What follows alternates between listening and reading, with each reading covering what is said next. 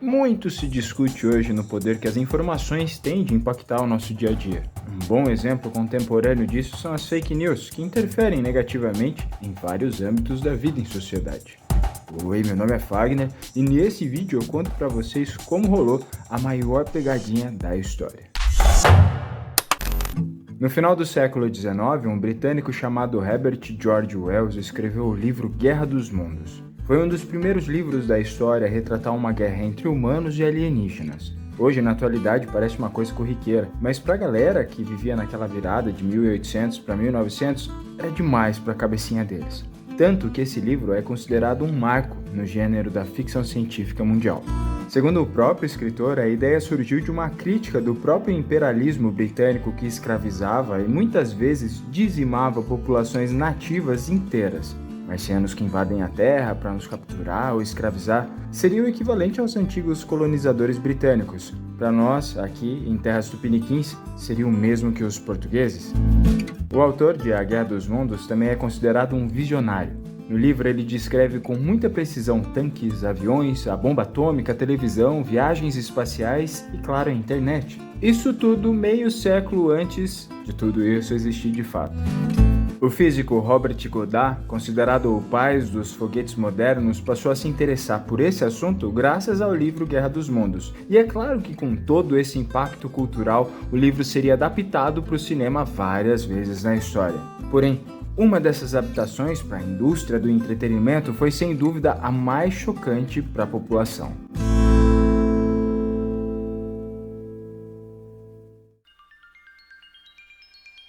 Na véspera do Dia das Bruxas, em 30 de outubro de 1938, nos Estados Unidos, o livro foi transmitido como uma narração de rádio. Para ser mais exato, era uma espécie de radionovela, mas que muita pouca gente sabia que era falso.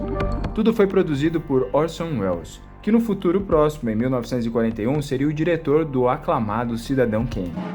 A primeira parte do programa foi narrado os acontecimentos do livro como se tudo fosse real e como se tudo tivesse acontecendo naquele exato momento. Para piorar, ou melhor, para assustar mais pessoas, o programa começou a partir de algumas interrupções da programação normal, como os plantões de notícias que conhecemos hoje. Nesses plantões de notícias, eles narraram explosões em Marte, objetos não identificados caindo do céu e, finalmente, marcianos invadindo e atacando seres humanos. A segunda parte da narração seguiu o que estava escrito no livro. Tecnicamente, por essa parte da narração já era possível que as pessoas suspeitassem de que tudo não passava de uma farsa. Mas o estrago já estava feito.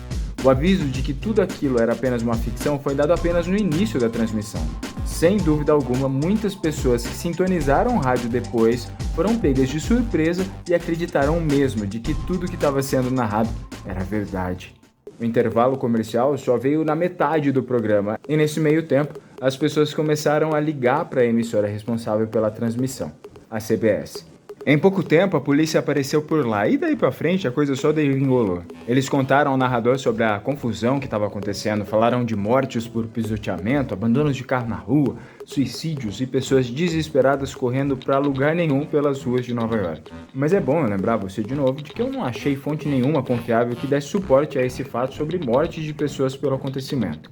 O prédio do The New York Times, que ficava no coração de Manhattan, na Times Square, passou a exibir no letreiro luminoso a frase Orson Welles causa pânico. Vários prefeitos de cidades pequenas também ligaram para a rádio enfurecidos. Acontece que todo o contexto histórico daquela época ajudou no pânico geral. O Acordo de Munique tinha acabado de ser promulgado. Isso fez com que a Alemanha nazista ficasse cada vez mais poderosa e logo a Segunda Guerra Mundial estava cada vez mais eminente. Tanto que muita gente acreditou que ela de fato estava começando naquele instante. Imagina só o pânico dessa galera. Bom, depois de tudo isso, Orson Welles se mostrou arrependido pelo que fez, mas posteriormente ele até usaria esse acontecimento para servir de suporte para a mística construída em cima dele. Tanto que 3 anos depois ele dirigiu o filme Cidadão Kane. Mas essa não foi a primeira vez que esse tipo de evento aconteceu na história. Embora os relatos de pânico e histeria coletiva fossem até que bem difundidos nos próximos anos após o caos que Orson Welles instaurou nos Estados Unidos, o mesmo roteiro foi lido em uma rádio no Equador, em 1949. Eduardo Alcaraz e Leonard Paz produziram uma versão em espanhol do roteiro de Welles, e o mesmo se repetiu, pânico generalizado que logo explodiu em tumultos e caos pelas ruas. pelo menos 7 pessoas ficaram mortas, incluindo a namorada e a sobrinha de um dos narradores. E é isso. Esse vídeo tá terminando aqui. Muitíssimo obrigado você que assistiu até agora, segurando minha mão e minha taxa de retenção. Eu sempre faço vídeos de curiosidades e histórias incríveis, então se você gosta desse tipo de assunto, se inscreve no canal. Não esquece de clicar no sininho porque o YouTube insiste em não entregar o que eu faço. Eu vou nessa, mas a qualquer momento tô de volta. Seja no Shorts ou seja aqui em vídeo no feed, eu volto. Beijos.